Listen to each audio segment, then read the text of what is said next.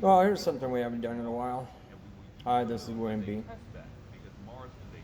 Uh, I put quite a few videos out. I got several on Instagram, and we're talking about friendship and people who you know, and friendship, and finding friends or a friend meeting you. You know, it's very important in life to have friends. You choose your friend. They don't, you know, or they choose you. That's up to them. They could choose you as a friend, but it doesn't mean you have to choose them as a friend. You know, I'm sure you've seen that where someone said, "Well, he's my friend," but really, they're not. I have a couple of that, a couple of those out there. Um, so you know, through a good friend always sticks behind a friend. A best friend would always be right next to their best friend. Um, they will always listen to their best friend, give them a chance to explain anything that's going on in their life, and they would listen to their best friend first, not what somebody else says. That's what a true best friend does.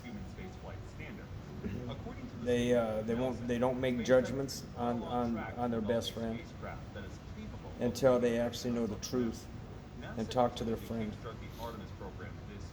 Uh, there's a lot of people out there that are jealous of best friendship, and they'll try to break that best friendship up, and for whatever means they have. Sometimes it's just their personality that does that. They can't stand people having best friends, probably because they really don't have one themselves. They, which is something that's well, that's just what's missing a lot anymore. Is you know, people say, "Well, I have besties," you know, and they'll name 5 or 6 people, but out of that 5 or 6 people, there's that one very, very close friend that they confide in, and that's their best friend. The other ones are actually good friends, and this to be specific. Um, can you have a couple of best friends? Sure, you can have 2 best friends. You know, there was 3 of us that went to college together. They used to call us almost like the 3 Musketeers because we were all together, and we were an odd combination. Now, back in the '70s when we was in college, it was Clyde, Paul, and I, and still at the time, you know, Paul was gay, and that was looked down on still in the '70s. You know,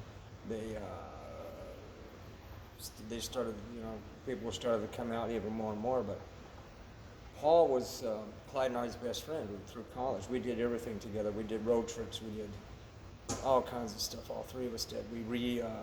Did a lot of car rebuilding. Paul was a whiz mechanic. Uh, Clyde and I, we did body work and painting.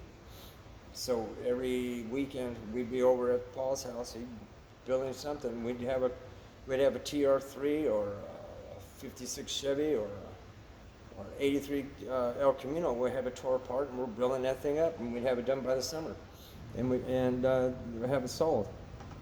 And that's what friends are. Best friends don't care how, what, where, and when the other friend came from. We don't care about the background. The thing is, though, you stick together, you do things together, and you can almost read each other's minds. That's what best friends are. I don't care where you come from or what your beliefs are. If you like the person and you become best friends, that's just it. It doesn't matter. So we never had an issue. Uh, Paul was my best man at my first wedding, and in fact, I haven't seen him in a couple of years. I met him at a county fair one time, by accident. But it was like, it was like old friends meeting again. Clyde passed away 2 years ago in the Philippines. He had a heart attack. But that's the way it is, It's, you don't forget them, and you never talk bad about them. Not one of us, not three of us. We never talk bad about each other. And believe me, we had our fuck ups. We all three of us, But when one screwed up, the other two are there for him, and that's what best friendship is about. If somebody talks shit about Clyde or somebody talks shit about Paul, there'll be two of us right behind them. And that's how it was.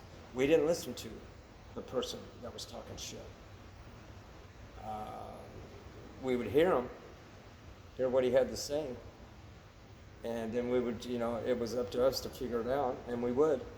And it's like they were saying, is bygones are bygones. You don't dwell on mistakes or what's said in a club or what's said in a bar, in a crowded situation, Things get said and things get misrepresented,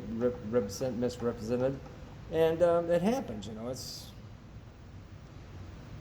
it's just up to you to figure out what to do about it. Are you going to use that against somebody the rest of your life, or are you going to say fine? And I mean, my friendship or whatever affection you have for that person, is it worth ruining over something like that? No, it's not. Absolutely, it is not. You work through it, you fix it, and you don't lose the friendship. And that's the whole thing about friends. That's the whole thing about any relationship. And anybody that's out there that's married or been in any type of relationship for a long time know this.